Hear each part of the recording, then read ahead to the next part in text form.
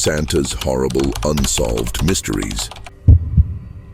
They say Santa only comes to the good kids, but what happens to the bad ones? In 1997, a mother found her son's Christmas list scratched into the walls of his bedroom, except he'd been missing for 3 days.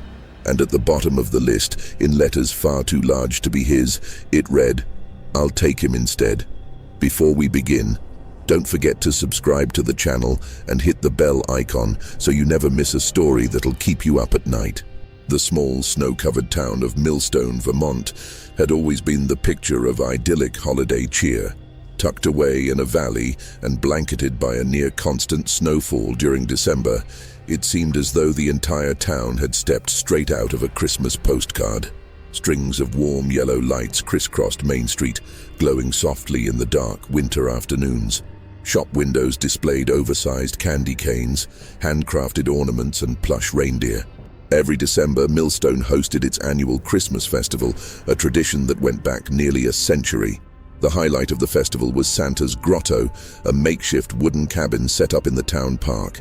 Inside, a local volunteer dressed as Santa Claus would listen to children's wishes, handing them candy canes and promising magical Christmas mornings. For decades, it was the beating heart of the town's holiday spirit. But that spirit died on a bitterly cold night in 1985. It was the last weekend before Christmas, and the town was alive with laughter and carolers. Families crowded into the park, bundled in scarves and mittens, while snow fell softly under the glow of lampposts. Children giggled as they lined up outside Santa's Grotto, clutching handwritten wish lists. Nobody noticed anything unusual at first. The lights inside the grotto flickered slightly, but that was hardly uncommon for the town's outdated wiring. A few children whispered nervously about how Santa looked a little different this year, taller, thinner, with eyes that didn't seem quite as jolly. Parents brushed off their concerns, attributing it to overactive imaginations or the excitement of the season. The evening passed uneventfully until the final child stepped out of the grotto. Her cheeks were flushed from the cold, her tiny boots crunching in the fresh snow, but something about her seemed off. She didn't run to her parents, didn't clutch her candy cane or chatter about what she'd asked Santa for. Instead, she stood frozen, staring back at the cabin with wide, unblinking eyes. When her mother gently shook her shoulder, the little girl finally turned, but all she said was, "Santa's gone." Confused, her parents glanced toward the grotto. The line of children had dwindled, and the wooden door now hung slightly ajar, creaking faintly in the wind. One of the festival organizers stepped inside to check, expecting to find the volunteer taking a break or packing up for the night. What they found instead would haunt the town forever. The grotto was empty, its festive decorations eerily untouched.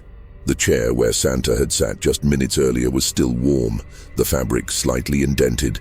But in the center of the room, hanging from the rafters like a grotesque ornament, was the torn red suit. It swayed gently, the fabric soaked in a dark, viscous substance that gleamed under the flickering light bulbs.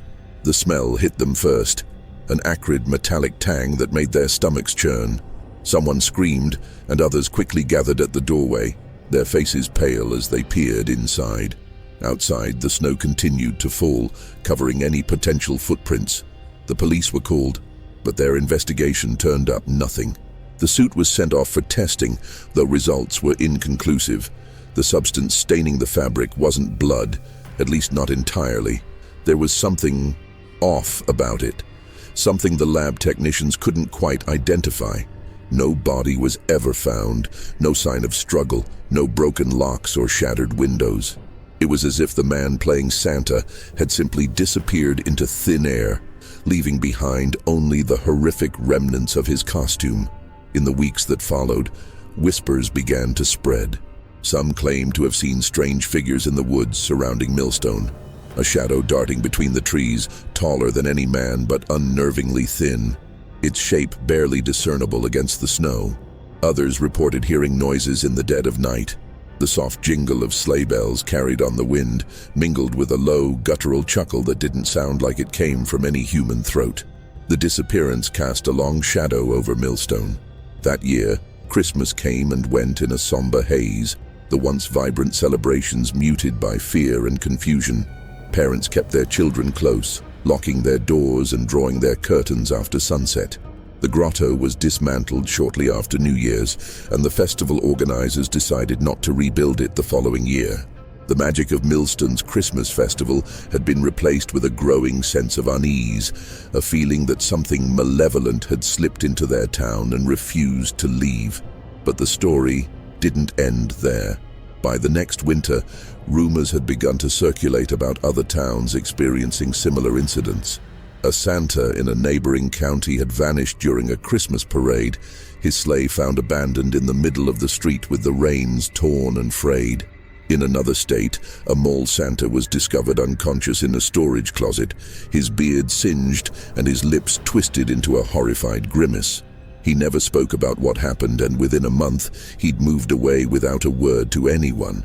For the people of Millstone, these stories were little more than background noise. They had their own nightmares to contend with. Every December, strange things continued to happen in the town. Holiday decorations would go missing, only to reappear days later in bizarre, almost ritualistic arrangements. A snowman left on someone's lawn would be found decapitated the next morning, its carrot nose stabbed into the side of the house. One particularly cold night, a family woke up to find their front door wide open, though none of them had heard a sound. On their porch, in the freshly fallen snow, were two long parallel tracks, like the runners of a sleigh, leading away into the darkness. And through it all, the people of Millstone couldn't shake the feeling that they were being watched. It was in the way the trees seemed to lean closer when the wind blew, or the way shadows stretched unnaturally long across the snow. It was in the way the air seemed to hum with an invisible tension, heavy and oppressive, as if waiting for something that came back every Christmas, just like clockwork. Whatever had taken Santa that night in 1985 hadn't left. It was still there, hiding in the snow, watching, waiting. And in the years to come, the people of Millstone would learn that some traditions should never be disturbed. Over the years, the story of the vanished Santa from Millstone faded into the town's collective memory, whispered only during bitterly cold nights when the snow seemed too quiet, too heavy. But with time came darker whispers, stories of the Black List. What began as an innocent childhood threat, if you're not good, Santa won't bring you presents, twisted into something far more sinister. Parents, desperate to keep their children obedient, began to invoke the legend of the Black List, a secret ledger of the worst-behaved children. If your name ended up on it, they said, Santa wouldn't just leave coal in your stocking, he'd leave something else. At first, these warnings seemed to be nothing more than cautionary tales. Parents told them to keep their kids from misbehaving, weaving terrifying little details into the story. The children, of course, whispered about it to each other at school, fueling one another's imaginations until the Black List became a thing of genuine terror. If you lie, one child told another, wide-eyed with fear, Santa will know. He'll send his helpers for you in the night. These helpers were described differently depending on the storyteller. Some said they were elves with sharp teeth, others said they were shadowy figures with glowing red eyes. Whatever they were, the idea was clear. Being on the list didn't just mean no presents, it meant punishment. And then the punishments began. The first incident occurred just 2 winters after the disappearance of the Millstone Santa. It was a quiet Christmas morning on Birchwood Lane, and the Perkins family was sitting in their living room, surrounded by wrapping paper and half-empty mugs of cocoa. Their youngest son, Jeremy, was just 5 years old, a mischievous child with a habit of sneaking extra cookies and blaming it on the family dog. That morning, as he reached for his stocking, his parents noticed his face fall. Instead of the usual trinkets and candy, Jeremy pulled out a single, blackened lump of coal. His parents laughed, assuming it was a playful prank from one of their relatives. But Jeremy wasn't laughing. His small hand dove deeper into the stocking and pulled out a second item, a single, bloodied tooth. The Perkins family, horrified, called the police, but there was little they could do. No one in the house had lost a tooth recently, and no signs of forced entry were found. Jeremy, for his part, seemed deeply shaken. He didn't touch his toys for the rest of the day, and when his parents tucked him in that night, He begged them not to leave him alone. "They're coming," he whispered, tears streaming down his face. His parents reassured him as best they could, but in the dead of night, they were awakened by a piercing scream. When they rushed to his room, they found Jeremy curled into a ball under his bed, claw marks etched into the floorboards around him. He never spoke about what happened, but from that day forward, he refused to celebrate Christmas. Word of the incident spread through Millstone quickly, but most dismissed it as coincidence, a cruel prank or a child's overactive imagination. Still, there were others who believed. Stories of strange events tied to Christmas began to surface, always involving children, always accompanied by a faint, jingling sound that no one could quite locate. A family down the street found their Christmas tree tipped over, its ornaments shattered, with the words, "Be good," scratched into their living room wall. Another reported waking up to find footprints in the snow outside their window, small, boot-shaped prints that started and stopped abruptly, as if the person had vanished into the air. By the early 1990s, the legend of the Blacklist had taken on a life of its own. Parents began to use it not just as a warning, but as a threat. "You better behave," they would say, "or you'll end up on the list." Most children, terrified of the consequences, did their best to stay in line. But for those who didn't, the punishment seemed to grow darker, more specific. One particularly chilling account came from the Morris family in 1991. Their daughter Lily was 8 years old and known for her sharp tongue. She had a habit of talking back to her parents, rolling her eyes at authority, and refusing to share her toys with her younger brother. That Christmas Eve, she'd gone to bed in a huff, angry that she hadn't been allowed to stay up late to watch TV. Her parents, frustrated, told her to behave or risk ending up on the blacklist. The next morning, they found her sitting at the kitchen table, her face pale and her hands trembling. She didn't say a word, didn't touch the plate of pancakes her father had made. When her mother asked her what was wrong, Lily simply pointed toward the fireplace. There, on the mantel, her stocking hung empty, completely empty. No coal, no toys, nothing. Just an emptiness that felt wrong, somehow heavier than it should have been. When her father pulled the stocking down to inspect it, a note slipped out. It was written in what looked like charcoal, the letters jagged and uneven, as though whoever had written it was in a hurry or in pain. The note read, "Your warning has been given." That night, Lily began to complain about hearing noises, soft whispers from her closet, the faint sound of bells jingling outside her window. Her parents dismissed it, blaming her imagination. But over the next few weeks, Lily's behavior changed drastically. She became quiet, withdrawn, and jumpy. She flinched at the sight of Christmas decorations and begged her parents to take down the tree. By mid-January, she was no longer sleeping in her own room, convinced that something was watching her from the shadows. These incidents weren't isolated. They seemed to follow a pattern, each one more disturbing than the last. And while no one in Millstone ever openly admitted to believing in the blacklist, an unspoken rule began to take shape. Be good. Follow the rules. Don't take chances. By the mid-90s, the town's Christmas spirit had all but disappeared. The once joyful carolers now sang half-heartedly, their voices tinged with fear. Families hung their stockings with hesitation, their smiles tight and forced. And every year, when the first snowfall blanketed Millstone, the same thought lingered in the back of everyone's mind. What if it happens again? Because deep down, they all knew one thing. The blacklist wasn't just a story, it was real. And Santa's punishments were far worse than coal. By the time the year 2000 arrived, Millstone was a town trapped in a cycle of fear, clinging to remnants of its former Christmas spirit, but unable to shake the dark truth that had taken root within its very heart. The terror surrounding the blacklist had become ingrained into the fabric of the town's culture. Newcomers were subtly warned by whispers from their neighbors, and children, while still excited for Christmas, carried a heavy unease within them, unable to escape the looming dread of what might happen if they were deemed naughty instead of nice. The idea that something as innocent as a Christmas list could lead to terrifying consequences was a mental prison for anyone who had heard the tales of the past. The fear, however, was no longer confined to only children.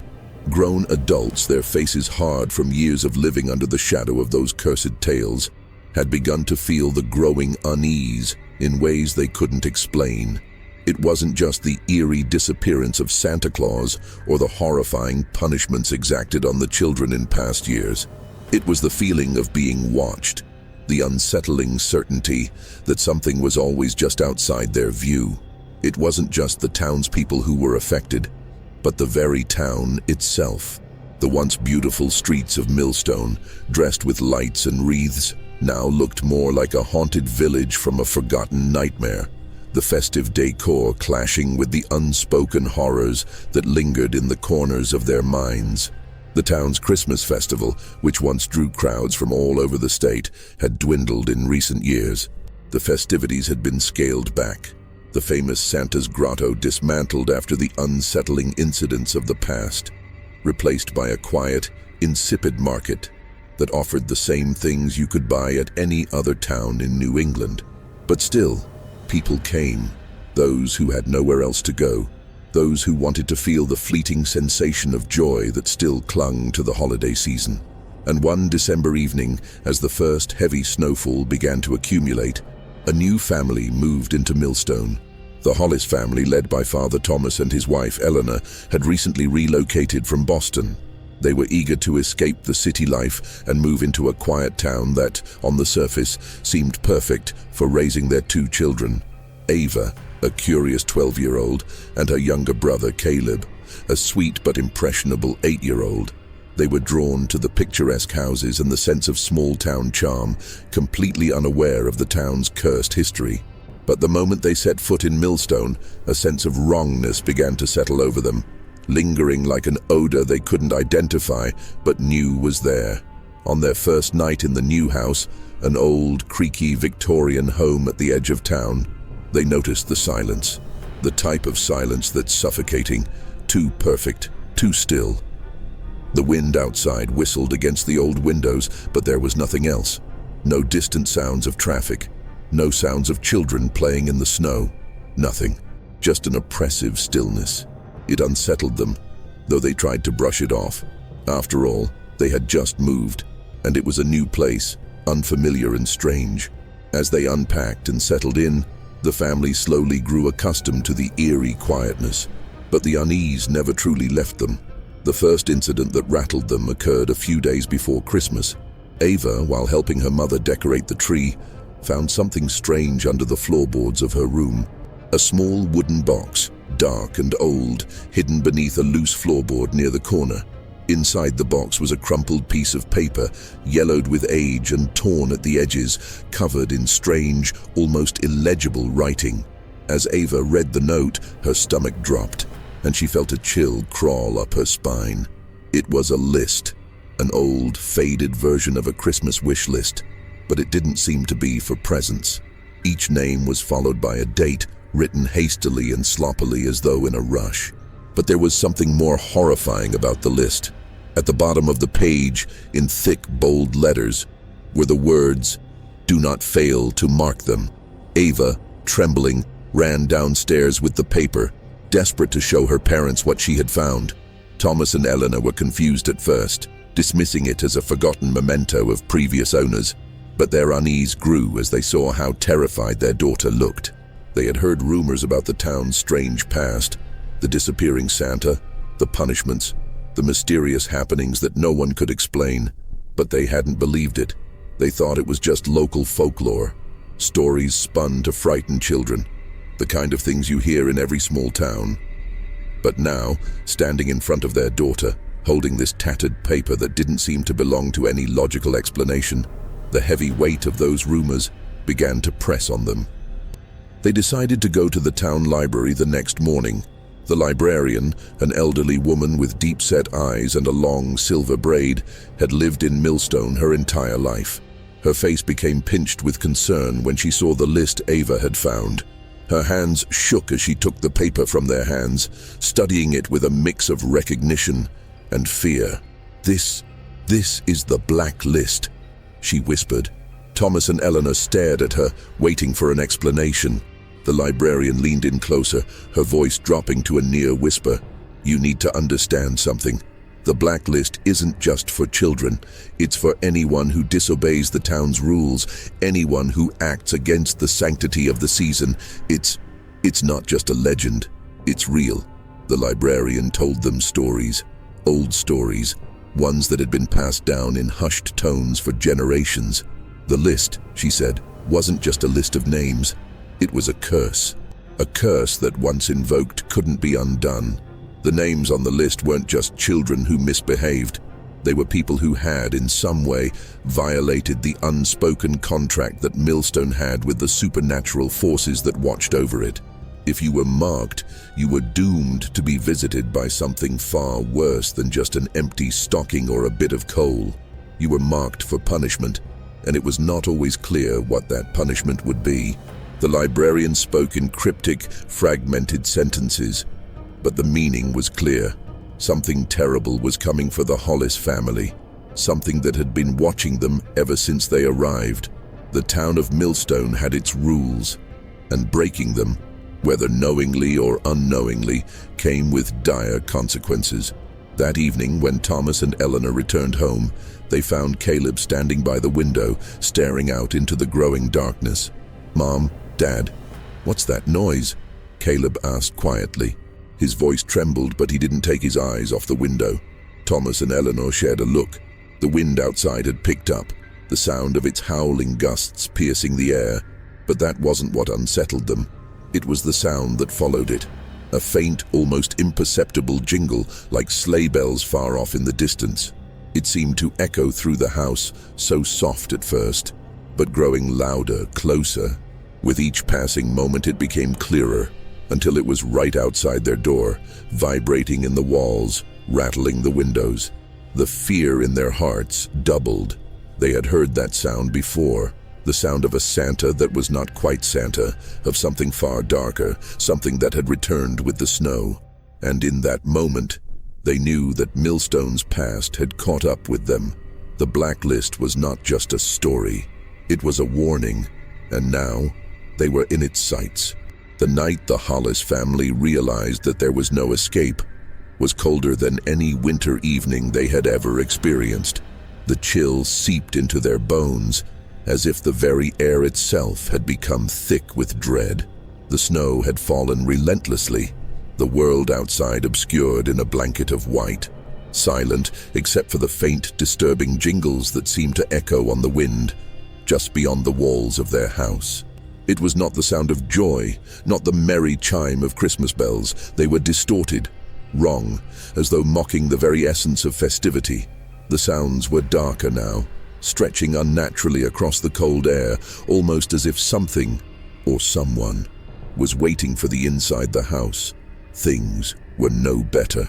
The fire crackled weakly in the hearth, casting long, trembling shadows across the living room. The house felt oppressive, heavy with a sense of malevolent presence that seemed to come from all corners, from beneath the floorboards, from behind the walls, from the very air they breathed. Caleb, the youngest, was the first to start talking about the things that came in the dark. He spoke in fragmented whispers, his wide eyes filled with a terror so deep it was as if he could see things that no one else could.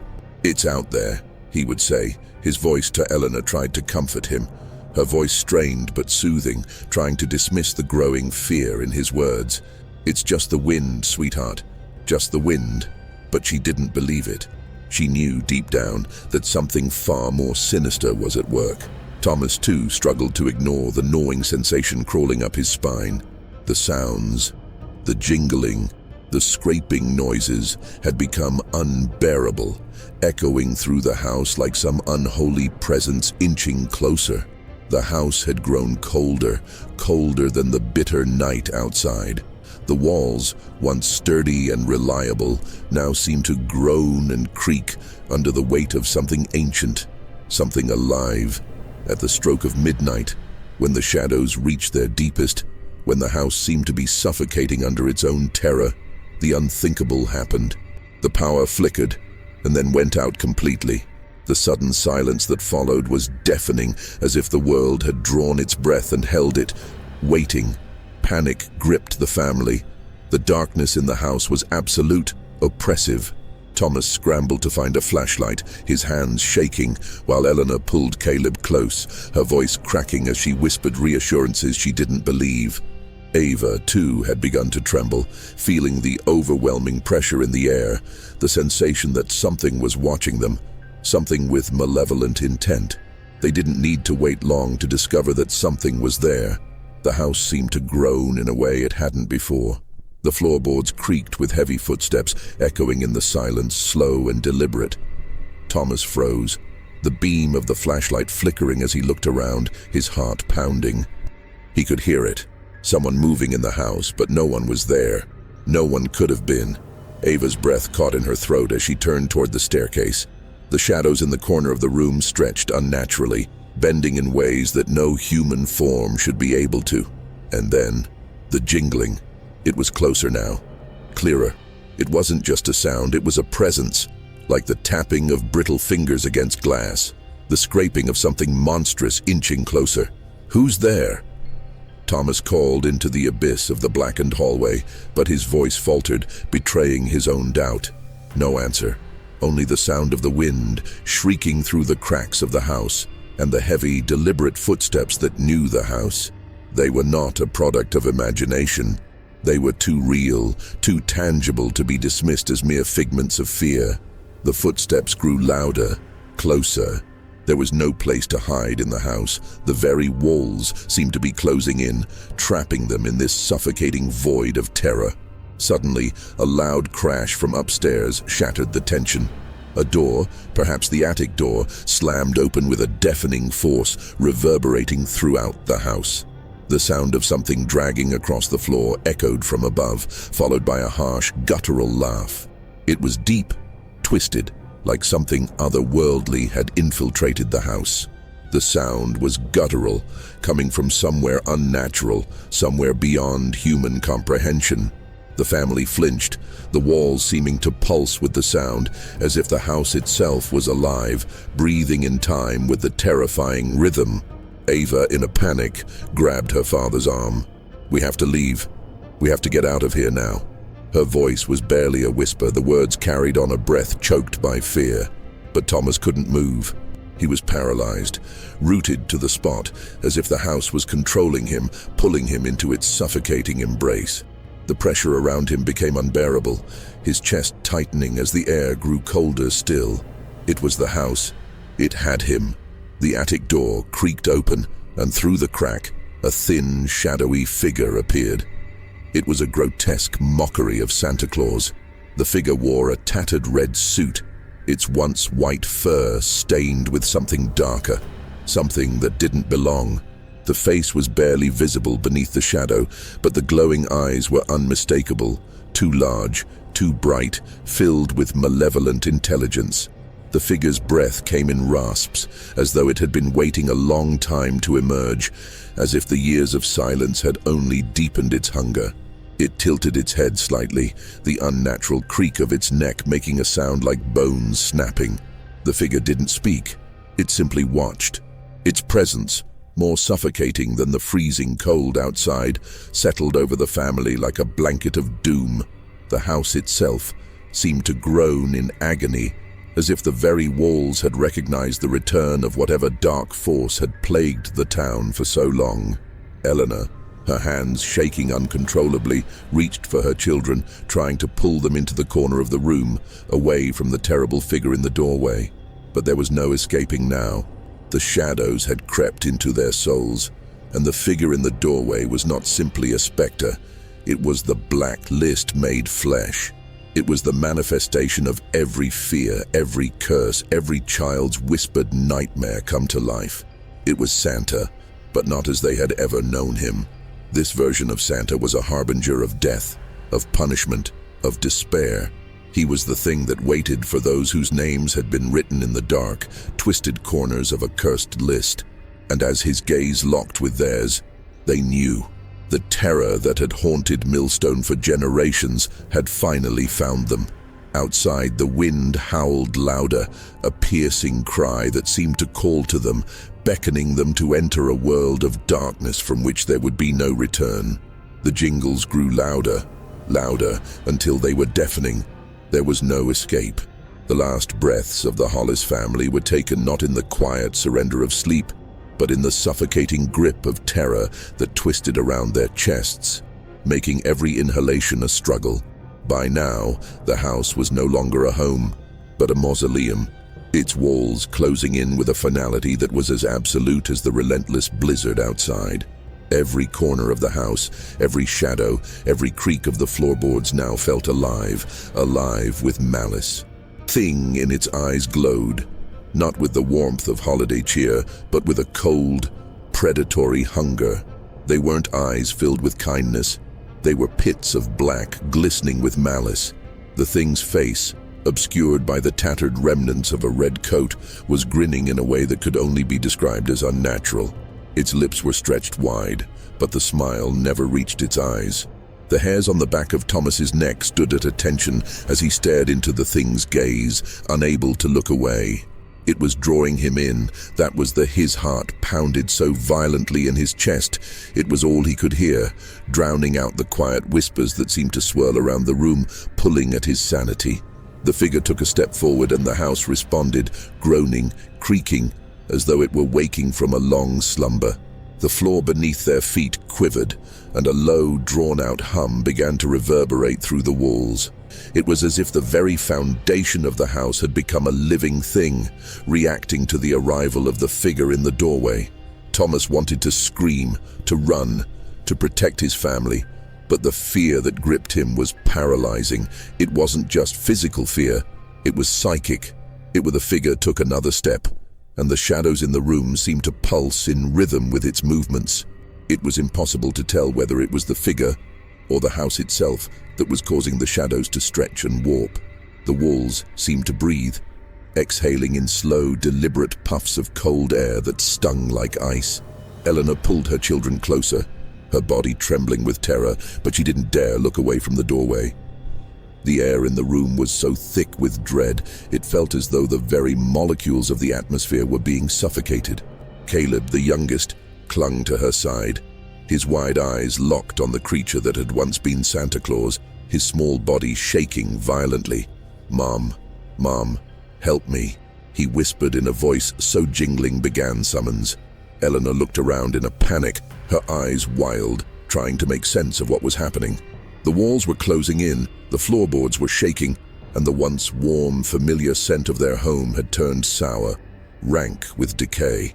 It was as if time itself had been fractured, leaving them trapped in an endless loop of foreboding.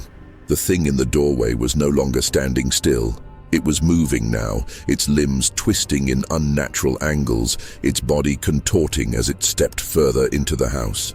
It moved like a predator, slow and deliberate, but every step it took sent a tremor through the house that made their bones ache.